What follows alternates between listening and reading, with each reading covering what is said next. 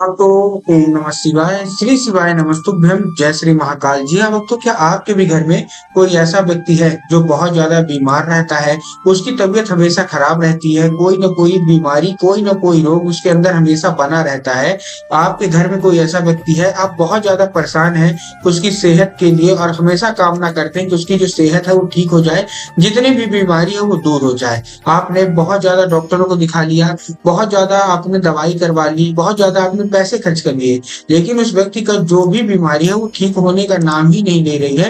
तो ऐसे में कौन सा उपाय करें ताकि उस व्यक्ति की जितनी भी बीमारी है सारी की सारी समाप्त हो जाए? आज की इस वीडियो के माध्यम से हम आपको बताने वाले हैं क्या करना है, कैसे करना है, पूरा आपको समझाऊंगा। तो उपाय ध्यान से सुनिएगा, अच्छे से करिएगा। अगर आपने आज का उपाय ध्यान से सुन लिया, अच्छे से कर लिया, तो 100% है कि आपके घर का जो कोई व्यक्ति है जो कि बहुत ज्यादा बीमार रहता है, उसका जो भी बीमारी है पूरी की पूरी अवश्य रूप से समाप्त होगी ही होगी। देखिए, आपको भी पता है पूज्य गुरुदेव की जो कथा होती है उसमें बहुत सारे भक्त जो आते हैं वो पत्र के द्वारा अपनी मनोकामना गुरुदेव तक पहुंचाते हैं।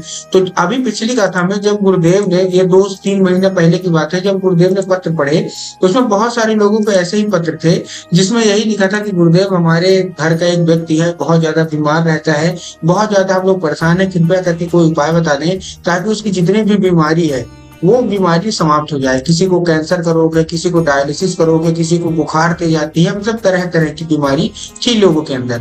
तब गुरुदेव ने 3 से 4 उपाय बताए और कहा केवल केवल ये उपाय कर लेना, तुम्हारे घर का जो कोई भी व्यक्ति है जो कि बहुत ज्यादा बीमार रहता है, पूर्णतः उसकी जो बीमारी है वो समाप्त होगी ही होगी। लोगों ने घर जाके वो उपाय किया और उपाय करने से 1 से 1.5 महीने के बाद गुरुदेव की कथा पे वापस आए और फिर से पत्र लिखा। लेकिन इस बार आप जान के हैरान हो जाओगे कि ये वाला जो पत्र था ये गुरुदेव को धन्यवाद के रूप में पत्र था कि गुरुदेव धन्य हो आपका, आपके द्वारा बताया गया उपाय हमने कर लिया है और हमारी जो कोई भी इच्छा थी, जो कोई मनोकामना थी, सारी की सारी पूरी हो गई है। आपका कोटि कोटि धन्यवाद। तो अगर आपको भी जानना है कि आखिर ऐसा कौन सा उपाय है जिसको करने मात्र से 1 से 1.5 महीने के अंदर व्यक्ति की सारी बीमारी दूर हो जाती है, चलिए हम आपको बताते हैं। लेकिन उससे पहले चैनल पे अगर पहली बार आए हैं और आवाज मेरी पहली बार सुन रहे हैं तो वीडियो करते हैं लाइक और चैनल को भी कर लें सब्सक्राइब, ताकि पूजनीय पंडित प्रदीप जी मिश्रा की रोज नए नए उपाय जो कि मैं उनकी कथा से सुनता हूँ, श्रवण करता हूँ, उसको सबसे पहले आपको प्राप्त हो सके। तो देखिए, मैं जो बेलपति की डंडी का उपाय लाया हूँ वो सबसे आखिरी में बताऊंगा। उसके पहले मैं 2 उपाय और बताने वाला हूँ रोग मुक्ति का। पहला उपाय जो आपको करवाना है ये आपको उसी व्यक्ति से कराना है जो कि आपके घर में बहुत ज्यादा बीमार रहता है। क्या रहता है? बहुत ज्यादा आपके घर में जो व्यक्ति बीमार रहता है ना, पहला उपाय आप उसी से कर लीजिए। जो हमारा बेलपत्र की डंडी का उपाय है वो औषधि का उपाय है, वो बहुत ही खास उपाय है, उसको घर का कोई भी सदस्य कर सकता है। लेकिन पहला जो उपाय हमारा ये है, इसमें आपको करना क्या है, आपको सिंपल सा जो वो उस व्यक्ति से कराना है, 1 लोटा जल ले लीजिए और 1 लोटे जल के साथ साथ आपको क्या करना है, 1 आंवला ले लीजिए। आंवला आप जानते हैं ना, बस आपको आंवला ले लेना है। अब देखिए, बहुत सारे लोगों का ये भी प्रश्न रहता है कि अगर हमारे घर में आंवला नहीं है तो हम क्या ले लें। तब गुरुदेव ने बताया कि अगर आपके घर में आंवला नहीं है तो आप आंवले की जो पत्ती होती है ना, आप वो ले लीजिए, कोई दिक्कत नहीं है। ठीक, तो अगर आपको आंवला मिल गया तो आंवला ले लीजिए, आंवले की पत्ती मिल जाए तो आंवले की पत्ती ले लीजिए। ठीक, ले लिया। लेने के साथ साथ आपको क्या चाहिए, 1 लोटा जल। अब देखिए, जो 1 लोटा जल है, सबसे पहले तो आपको ध्यान क्या रखना है, जो 1 लोटा जल है वो तांबे के लोटे में जल होनी चाहिए। किसके लोटे में होना चाहिए? तांबे के। बहुत सारे लोग क्या करते हैं ना कि स्टील के लोटे में ले लेते हैं, जो कि पूर्णतः गलत है। आपको स्टील के लोटे में नहीं लेना, आपको तांबे के लोटे में लेना है। ले लिया।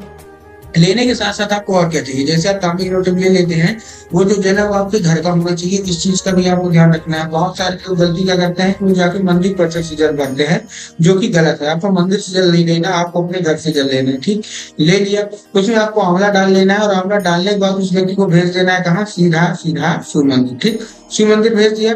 शिव मंदिर भेजने के बाद आपको क्या, जैसे ही शिव मंदिर भेजेंगे उसको बोलेगा दक्षिण दिशा में खड़े हो जाए, उत्तर की ओर चेहरा करके। अब देखिए, दक्षिण और उत्तर में भी बहुत सारे लोग कंफ्यूज होते हैं कि दक्षिण कौन सा होता है, उत्तर कौन सा होता है। हमको थोड़ा क्लियर बताइए। तब गुरुदेव ने बताया कि हम जिस भी शिव मंदिर जा रहे हैं उस शिव मंदिर का जिधर साइड जलाधारी होगा, आप अपना चेहरा उधर साइड करके खड़े हो जाइए। ठीक, खड़े हो गए। खड़े होने के बाद उस व्यक्ति से श्रमभेश्वर महादेव का नाम लेंगे। कौन से? ध्यान से उसको बोलेगा कि महादेव में बहुत ही सुंदर से नाम है श्रमभेश्वर महादेव। तो उसको बोले कि श्रमभेश्वर महादेव का नाम लेके उन्हीं का स्मरण करके क्या कर दे, अर्पित कर दे और अपना नाम, अपना गोत्र और अपनी जो भी बीमारी है सारा का सारा बोल दे। क्या देखिए, सबसे पहले उसको बोले कि श्रमभेश्वर महादेव का नाम लेके अर्पित करे, उसके साथ साथ अपना नाम, अपना गोत्र और अपनी जो भी बीमारी है सारी की सारी महादेव से वही बोल दे।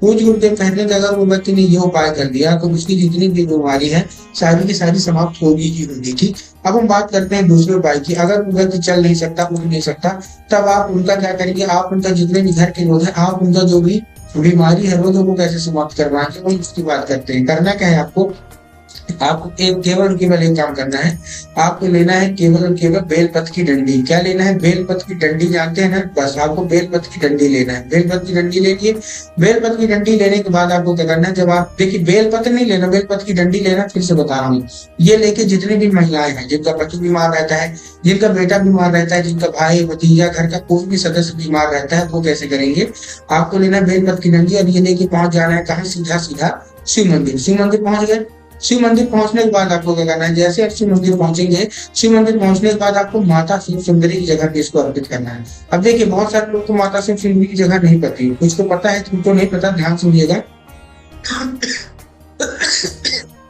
जो जलाधारी होती है तो वहां क्या होता है, जलाधारी के राइट साइड में, मतलब दाएं साइड में किसकी जगह होती है, माता शिव सुंदरी की।